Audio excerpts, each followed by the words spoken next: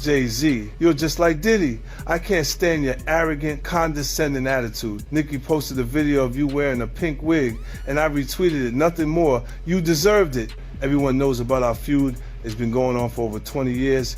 I've seen all your manipulation in the industry, from power struggles to cultural control.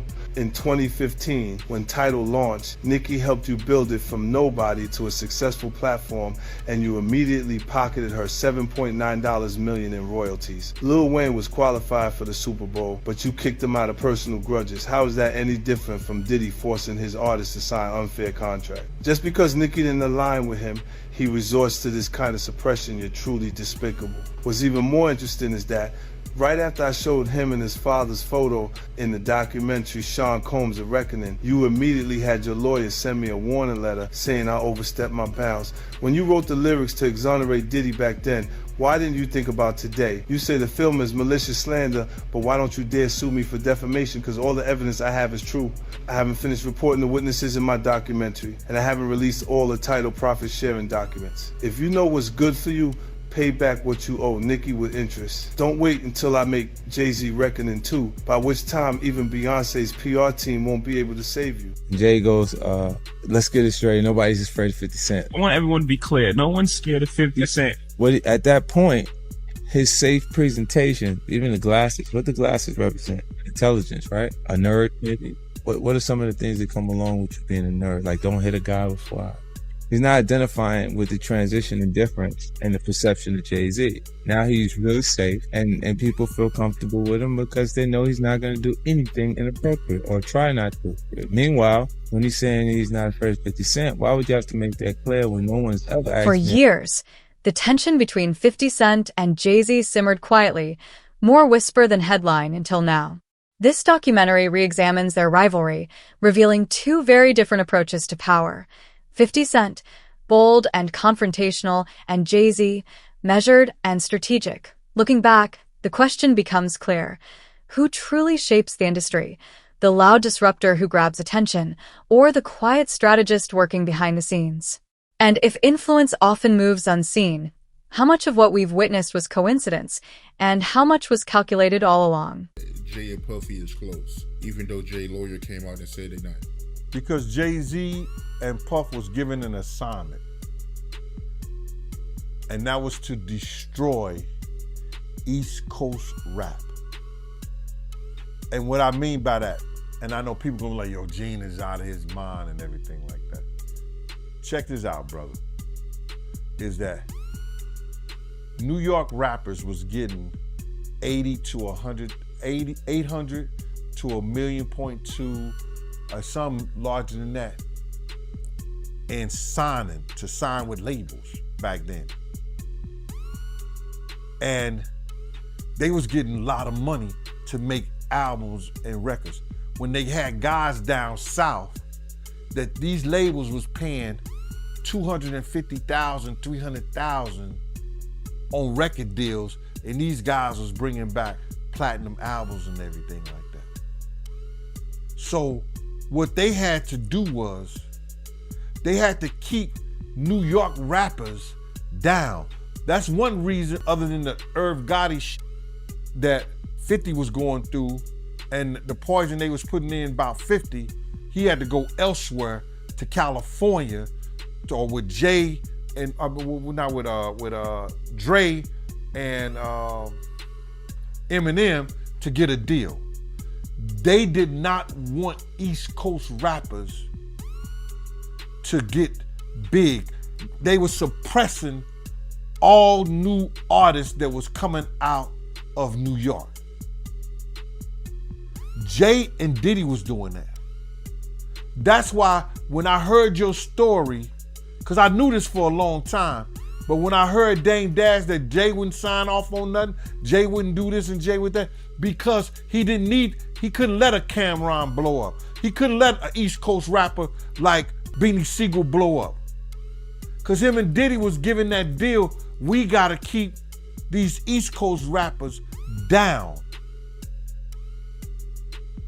Because down south rappers, Cash Money, No Limit, Ludacris and them, They was taking little money and bringing back more money and making more money for them. So the record labels, I wouldn't say they was gonna lose off the East Coast At the rappers. peak of physical album sales, timing wasn't just important, it was everything. Overlapping releases weren't accidents. 50 Cent frames this as pressure, not competition, showing how the system often favors those already in power. When access outweighs talent, the industry shifts from a meritocracy to a marketplace of leverage. The question then becomes, where does ambition end and obstruction begin?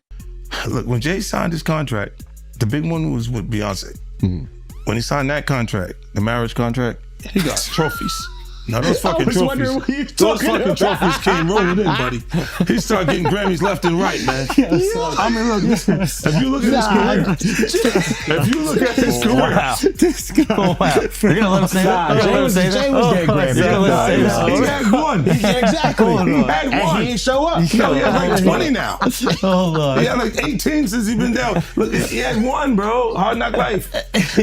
Hold on. You're not wrong. At the same time. After that, he got them shits. He started drinking. His pictures were like, fucking things to cup.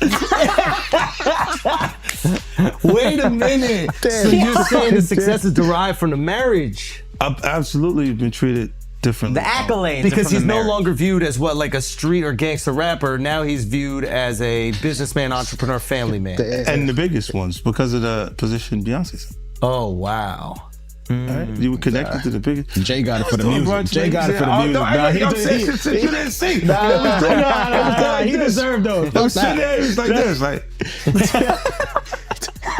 Black excellence. They're sitting there like, yeah. It's the billionaire brunch. You're like, I hate you, man.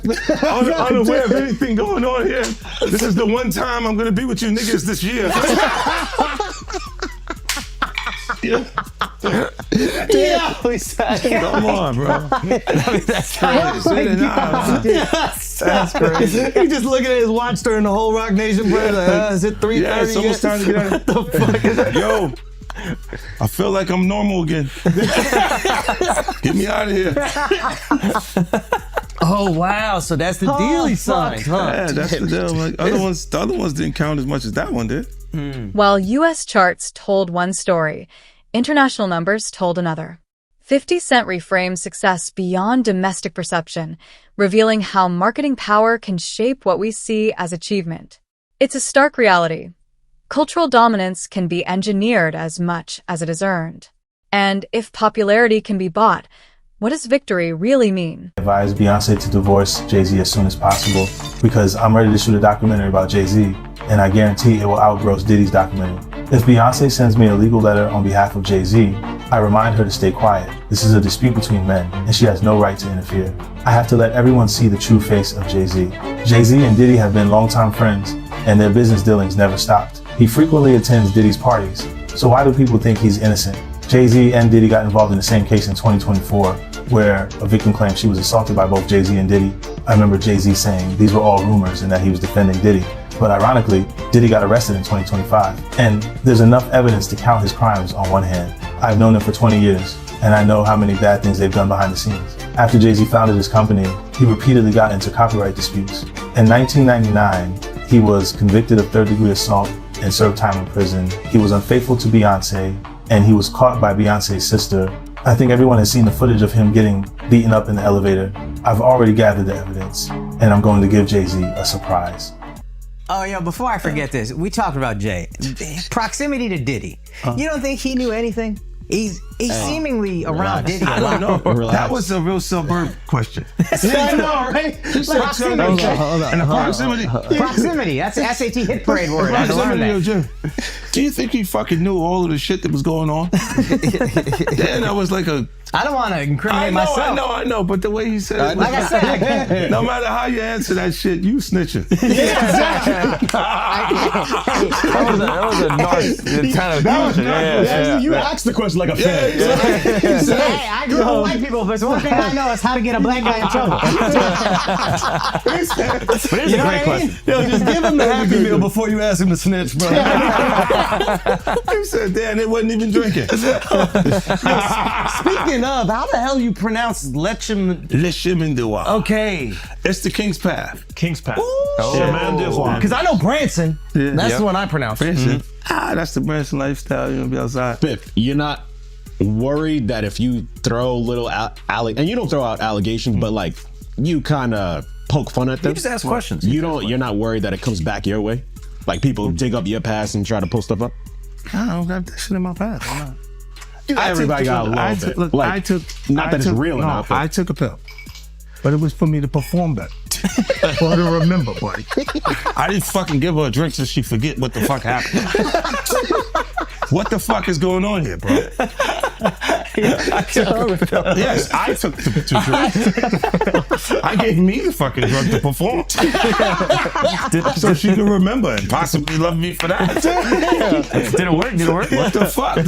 Yo, bro, look, I'm doing pretty good. Like, doing pretty good. You know what I mean? Like, but I'm just saying, you said it's the opposite of normal shit that we're talking about, bro. That is why. I don't know why it's so hard for people so just for to people to feel like shit is you weird. would have something or you would have reserved energy. The Super Bowl controversy exposes how alliances shape the spotlight when visibility matters most. Eminem's push for inclusion clashed with behind-the-scenes hesitation, reigniting the debate over who defines legitimacy on the biggest stages. Here, power isn't about talent, it's about permission. And when one voice must vouch for another, who truly controls the gate? Are you all right? Do you need anything? None of the people that have vocalized that another man, and to me, again, that whole conversation has been feminine. But if you're gonna say some like that, you should have actually done something to help the problem. But I never got the call from Ray saying, do you need anything? And anyone else that I've ever given, paid a bill, paid their rent, paid their college, any dollar, not one person, and I don't want them to, because they know I'm all right. But not one person has called and said, yo, could I send you something to help? But I don't need the help. But if you're going to talk about it, be about it. But to me, that's just a jab when you tell and promote a false narrative and say that I'm in such a bad place that another dude should help me. And that my tail's in between my legs to the extent, because of a lawsuit, that I would actually take that money. I'm a man. I don't want nobody to give me nothing but the opportunity to do what I got to do. And I don't see no opportunity. I don't want to perform for the Super Bowl. I'm not all right with the NFL. I'm still mad it ain't no black owners. We went from kneeling to being happy when we could perform for them. That wasn't what I was about. I was about ownership of our own league and taking pride in that. I'm not a court jester for everybody else to get good ratings. I know what we're being used for, and I'm not cool with that. So it's a big deal is to jump on a stage for a bunch of white owners? No, that's embarrassing to me. It's a spectacle. They're laughing at us. Like being tatted on the back by another culture is not how I judge my success. Only person that has the audacity to pat me on my back is my family. And they better, I'd be like, you better chill out. I don't want no pats on the back. I don't play that. I'm not in the patty pat club. On no level. I feel you. But speaking of the NFL, I know right now Nicki Minaj, she calling out Jay. And I know Colin Kaepernick's wife, she called out Jay saying that, Jay did her husband wrong. But I don't know. I don't know the backstory behind that, man. But I know it's going, viral right now on social media. But I do want to ask you, how do you feel about the NFL right now, in general? It's funny. She's cool with my wife, Rocky. Artists close to 50 Cent describe him as present and accessible, while Jay-Z is often seen as distant, almost untouchable. This is people that are looking on the separation between their hardships or their the things that they got going on that would be issues, and what a celebrity's issues would be. Wait, what does that mean? They think all celebrities are doing the same thing. Yeah. Right, and when you see, if I wasn't saying anything, guess what? You could safely say that a person on the outskirts that is not involved in hip hop culture could think that everybody in hip hop culture is with that shit. So by you, you're good, bro. That's great. You're fucking good. Yeah. He's protecting hip hop. Yeah. If you don't speak out and make them the weirdos, then they're gonna think everybody's Every like single that. person is like that involved in hip hop culture. Makes you think, did Jay do it? Shut up. He's in trouble. We live in New York, bro. No. We live here. No, free Jay-Z. I'm just saying. Shout out Mufasa. We all gonna go and support. Yo, we can all see. You are crazy. That was the craziest thing. I literally. What's the lady at Rock Nation? I gotta send her that. You don't feel like that happened the same day, bro. What's the day came out the day before the next day? I was eating Raisin Bran. Okay, I'm eating Raisin Bran. I got my daughter in my arm. I'm scrolling, right? I see somebody screenshot your shit. Is Jay and the whole family at the Mufasa fair? And then the comment is 50 said, Jay said, they said I a 13-year-old. Let's go watch Mufasa. Everybody get dressed. We're going to see Mufasa right now. I just think it was a good look, like angling yourself as a family man. Yes. But they had to go to the premiere, that bro. was planned already. I'm Okay, bro. And I realized that later, but I'm just saying to you, I haven't seen him in a long time. That's all I'm saying. When I hadn't seen him in a long time, and then I heard this shit, and then I looked and I saw Mufasa, I said, whoa. That's all that fucking happened, bro. You think this is at my phone? This is my phone. This is happening at real time. I'm going, yo. He said, yo. You just gotta say everyone gets these jokes, bro. That's what you gotta say. Yeah, no. Rappers, listen, comedians are new rappers, bro. That's why the do thing. people come to my page, bro? That's true. I know what I'm saying. You know what they say? That is true. Well, you don't think you're gonna have me next? Yeah, that's what they say to me, buddy. Well, you're next, buddy. You're fucking, you're laughing at this. These contrasting reputations reveal two distinct models of leadership in hip-hop. One thrives on closeness, the other on mystique. But in a culture forged on the streets, which approach truly earns lasting loyalty. Because you don't got nothing. I don't have it. All right. There's no girls gonna come out. Why you sound skeptical? Because I think there are some women that are like. No, I think there's some women that are like. This guy's supposed to be from Queens, bro. No, let me cook. Fucked up experience. You take him off the corner one time. No. What I'm saying is I know a couple of exes that fucking throw me under the bus. You should let him have the corner. None of this would have happened if you let him have the corner. Would have been fine. You know, there's some like opportunists. They'll just throw out the fucking. But that's what I'm saying. You had to have something. Look, if you already interacted with the person, right, and you hadn't had a bad experience, it would take more for them to say some of the shit that you see these people say. Right? Like, you go, what made you do? What made you, even when we part ways, and because a lot of times when we interact with people, they're not just having fun for tonight. They think we're bleeding into this hardcore relationship that may not materialize. Right? So I see what you're saying, where they can look and go, well, look, you met the girl in 2003. You hung out with her. You had a good time after the show with 30 girls there. You just went and y'all hung out, right? And y'all just part ways, right? So there's no negative things between it, but she can look up at the TV now and you've been a success since then. Feel like that's my life. I was supposed to be there and be upset with you and say something. But will it have any merit to it? If I gotta keep that it real, woman hasn't been you ain't always have the most amicable breakups. Do you remember where, I think it's your baby moms, where it's like she was kind of speaking out, and then all of a sudden the house just got burnt down. Yeah, but you know, it happens. Left eye. She burned the house down. This nigga is crazy. That's what I was saying. No, my God, he goes, wow. So I know how you feel about me now. No. He's going. He's great. So Who's the fan? He's right the man. I want my block back. He goes, look, I have faith in our just justice. I'm a I civilian believe now. there would be consequences connected to those behaviors and actions that this brother is talking about. Oh my goodness, man. Why is that a part of his thought process today while we're here having a good time? That's a good ass point. Look, you do have people that really, look, when you break up with them, they don't care about you anymore. Yeah. So they'll say things and you go, yeah, but it doesn't hold merit. It doesn't have any no real. Yeah, of course. After all these years and you don't see nothing. Yeah, like the girl that's just upset with you. She's just angry with you. She got shit. And you go. Jay-Z's partnership with Beyonce blurred the line between personal life and strategic expansion. Critics argue the union amplified legitimacy and softened public perception. I thought the smartest thing Jay said in the statement was, if you really believe this happened, then press criminal charges. He said pull up. But I don't think that was. Tell me.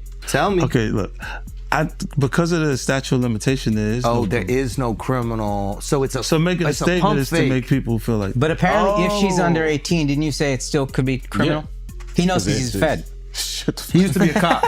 So you turned him into a cop. He used to sell drugs and he became a police officer. Did you know that? You said how to rob. He was a glorified security. But you know what he would do? When they would arrest G-Unit guys, he would be like, yes. And he was in the court guilty. Every time.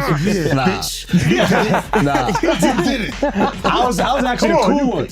I'll give you the extra fucking cheese sandwiches and shit like that. I'll be looking out. Take care of the family. Hey, you know, I don't know, man. I think what's the name? I get confused too. When you look at this shit, it's a lot. It's a lot of confusing information, right? But I think when you do point out that, why didn't you file criminal cases? Because you can't. You can't. It's over 20 years old. This was 2000, bro. No, but I think if it's a minor, when they're saying this is happening, I'm not even 50 Cent yet. Yeah. Oh wow. You see what I'm saying? Like this is that dates that far back. Yeah. So it's like I'm not. It didn't even take place at that point. So I'm like, whether fans see it as organic evolution or calculated strategy, it shows that legacy is curated as carefully as music. When loyalty and branding collide, can the public ever truly separate the two? I'm saying, Sean Carter, you're a piece of shit. Taking Pimp C wasn't bad enough. Real life.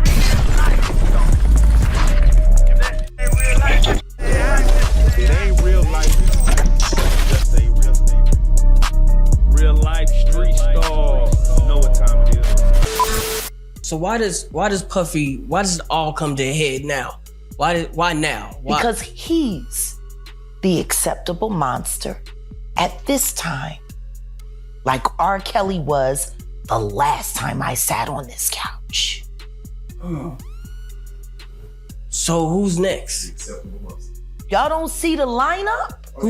Yeah, we see the lineup. I'm just waiting to see who's next. Jay-Z is setting Diddy up. Why is everyone having such a hard time? He ain't doing shit different. He lined up D. Haven, stole his life and identity. He lined up Big L, stole his life and identity. He lined up Dame Dash, stole his life, identity, and took his love.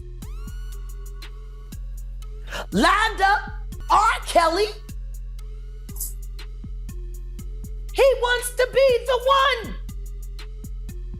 Yeah, shout out D. Haven. He actually hit us up, wanted to tell this story. You need to talk to D. Haven. Yeah, we need to talk to him. I told you that last year when I put you on the phone with him. You did. I want you to think about this. Allegedly, Sean Carter is responsible for enacting Hype Williams to put Aaliyah on a faulty plane to move her out the way as punishment for rejecting him, and so he could level up Beyonce, who was struggling. Let's just say allegedly that happened. Now I want you to think about 106th and Park with Mary J. Blige. Free, who is a victim of Sean Carter. Yeah. Mary J. Blige, who is a victim of Sean Combs, are sitting there talking about the death of Aaliyah amongst each other. As past controversies resurface alongside new legal claims, the focus shifts from dominance to accountability. The documentary doesn't convict. It interrogates the systems that shield power. Fame amplifies both achievement and scrutiny. And when allegations emerge decades later, is the industry ready to face them honestly?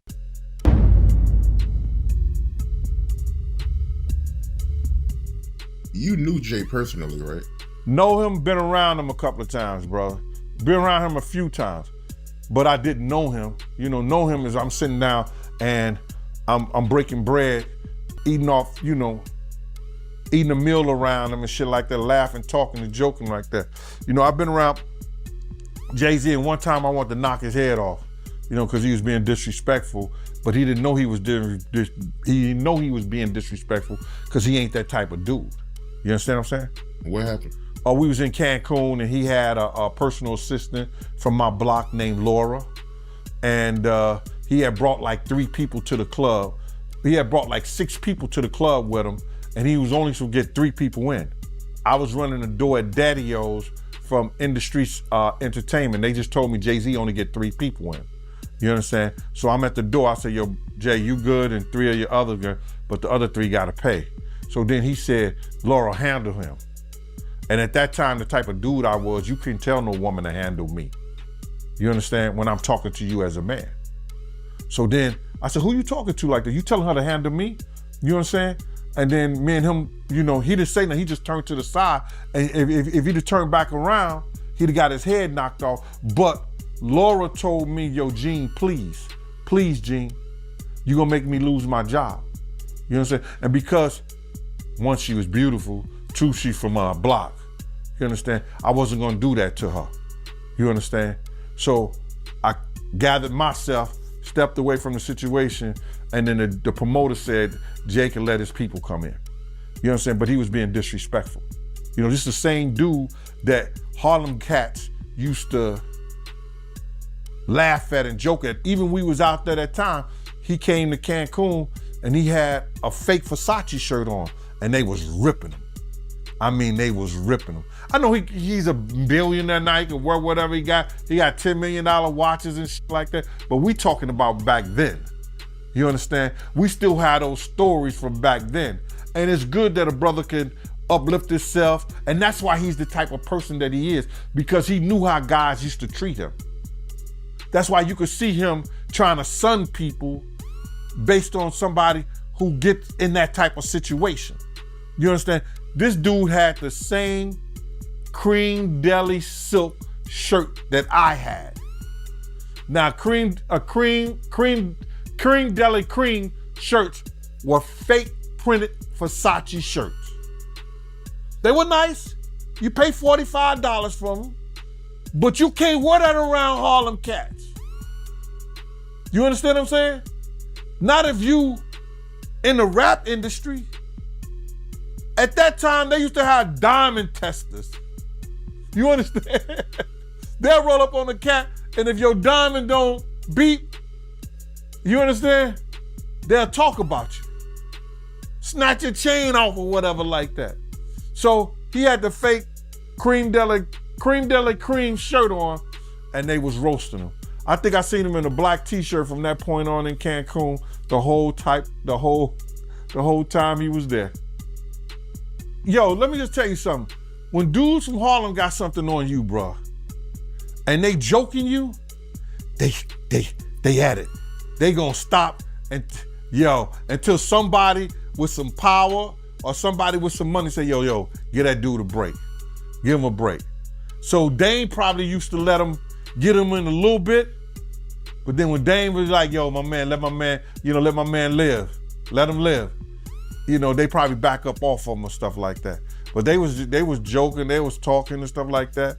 And because you just don't do that. You don't come to no major event with nothing fake or phony on. Not at all. Unless the only way you could get away with something fake or phony on, if it was Dapper Dan. If it was a Dapper Dan special, you good. In the end, 50 Cent casts himself against a culture of quiet compliance, arguing that what looks like neutrality is often just self-preservation. If it wasn't Dapper Dan, nah, you couldn't do that, bro. Not at all. Should have known better, but he was from Brooklyn. But from what you know about Jay, do you believe he's capable of doing what he's being accused of? What I know of Jay, and what have I heard of Jay,